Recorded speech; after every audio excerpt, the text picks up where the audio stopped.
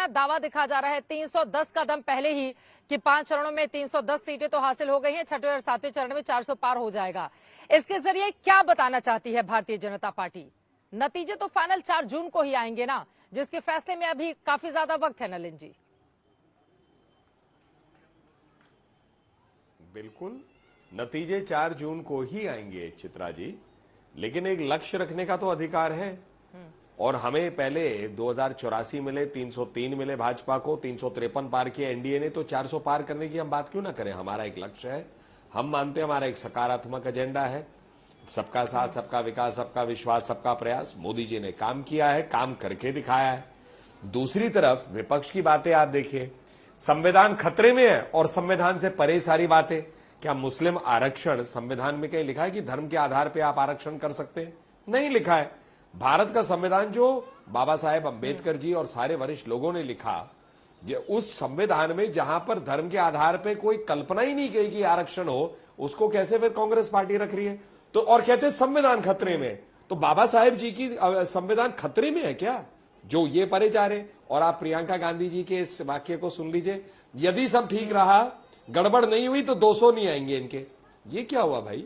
जनता तय करती है वोट किसको देगी।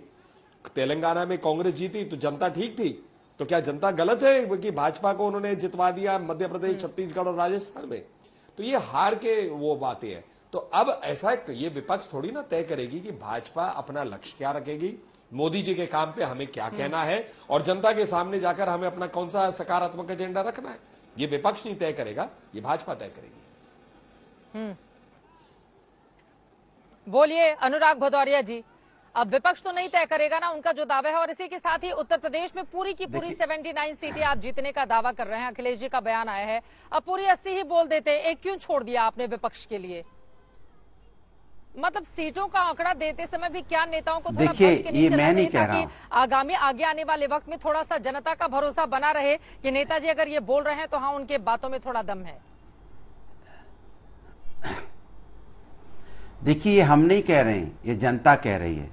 जनता कह रही है जायज दरकार बा, जाई ई सरकार बा, बीजेपी पे मार बा, देखा धुआंधार बा, आवाज चहु और बा। और जनता कह रही है मांगा हम नौकरी, की हो तुम मस्करी, महंगाई के मार बा, जिमली की जाई सरकार बा, जायज दरकार बा, बीजेपी पे मार बा, 400 पे हार बा। तो ये जनता कह रही है कि बीजेपी की सरकार जाना ये जायज दरकार है, ये मैं नहीं कह रहा हूं। तो वो अगर एक सीट पे टक्कर है, वो भी बचेगी कि नहीं बचेगी, सातवें चरण आते आते वो भी ना गायब हो जाए।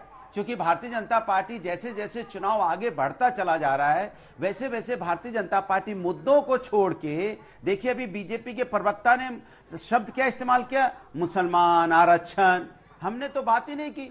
हम तो कहते हैं आप जनता की बात कीजिए। आइए, हम संविधान सम्मत बात कर रहे हैं, हम संविधान को मानने वाले लोग हैं। कोई यहाँ धर्म के नाम पे आरक्षण की बात हो नहीं रही है। आप लालू जी को कोट करते हैं, लालू जी की आपकी स्लिप ऑफ टंग कुछ हो जाता है तो आप तो कहते हो मेरा तो हो गया। तो आप बताइए कि आप समित पात्रा को अपनी पार्टी से निकालेंगे? तब तो कहते नहीं उनकी जीप स्लिप कर गई थी। माने आप कुछ भी बोलो तो आपकी जीप स्लिप कर जाती। उन्होंने दोबारा बोला भी कि नहीं नहीं धर्म के नाम पे आरक्षण नहीं होता। आप बात पकड़ते हो, जनता की बात पकड़ो ना। अच्छा, हम विकास की बात करते हैं, पकड़ लो। आप कल से विकास पे बात करिए नलिन जी, बताइए, हमारी बात पकड़ लीजिए। हमने कहा महिला सम्मान होना चाहिए, पकड़ लीजिए मेरी बात। हम कह रहे हैं महंगाई नहीं, इस देश के अंदर महंगाई खत्म होनी चाहिए, बेरोजगारी खत्म, पकड़ लीजिए बात।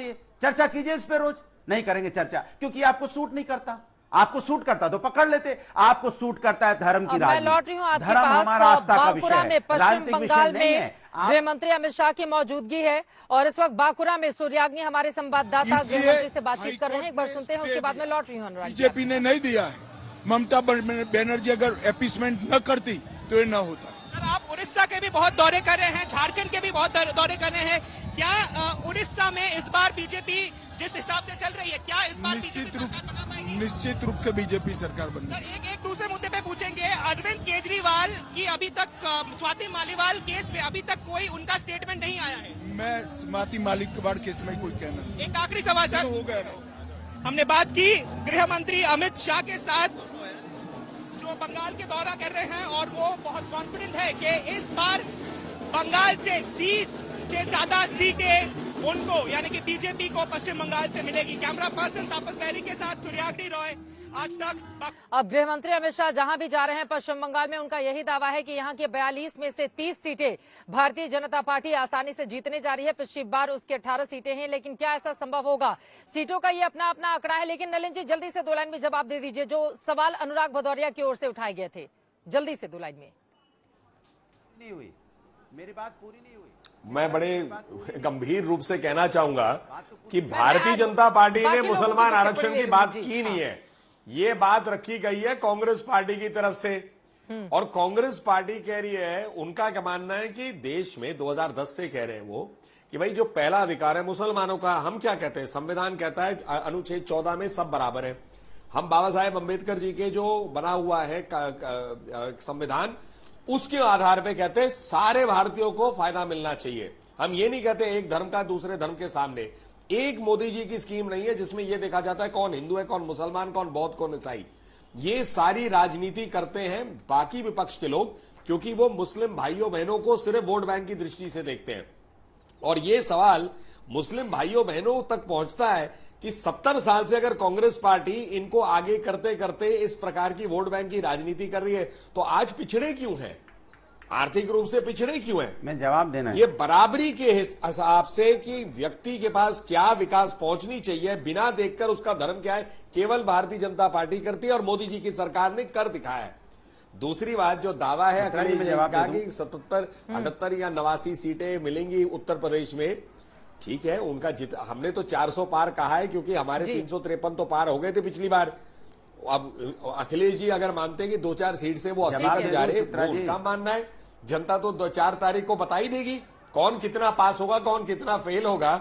उस दिन अनुराग भदौरिया जी को यही बाइट दिखा के उनसे पूछ लीजिएगा। ठीक है अनुराग जी, बोलिए। अच्छा, मैं जवाब दे दूं। ठीक है, पिछली बार आपको 5 सीटें मिली थी मायावती के साथ मिलकर चुनाव लड़ने पर। अब की बार ऐसा क्या हो जाएगा कि आप 80 के करीब पहुंच जाएंगे? चित्रा जी पहले तो बीजेपी के प्रवक्ता को बता दीजिए कि 89 वहां है ही नहीं। 89 मतलब 90 सीट बता रहे हैं क्या? 79 होता है। 79 सीट में हमने बोला 79 सीट जीतेंगे, 89 नहीं बोला। तो पहले तो आप ये जान लीजिए उत्तर प्रदेश में सीटें कितनी। ठीक है, आगे बोल लूं।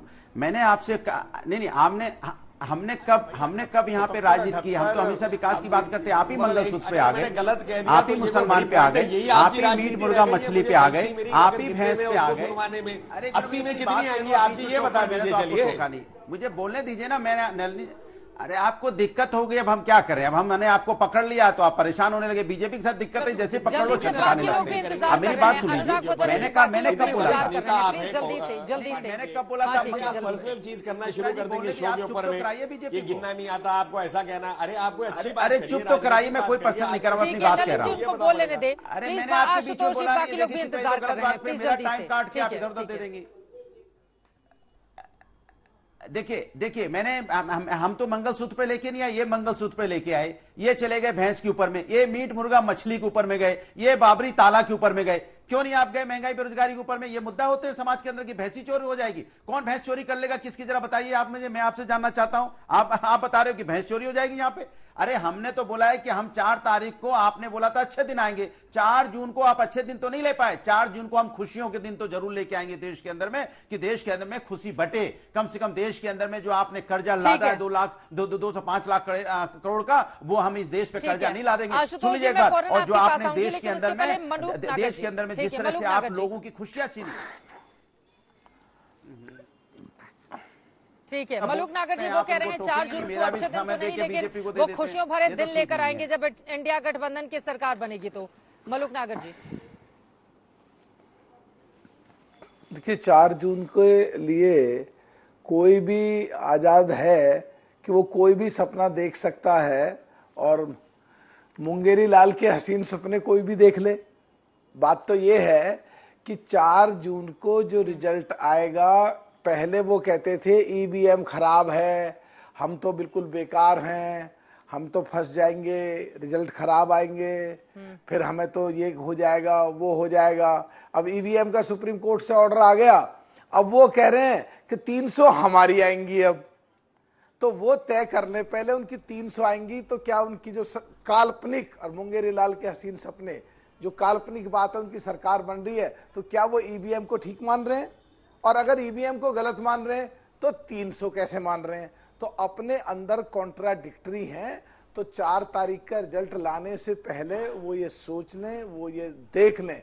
और जहां तक कांग्रेस की बात है, जो सबसे बड़ी इंडिया सो कॉल्ड इंडिया गठबंधन की जो सबसे बड़ी पार्टी है, वो सोच ले जरा कि जो किसान 80% हैं इस देश में, और चौधरी चरण सिंह जी को भारत रत्न नहीं दिया, इतने लंबे समय तक उनकी सरकार बनवाई, 40 दिन में गिरवा दी।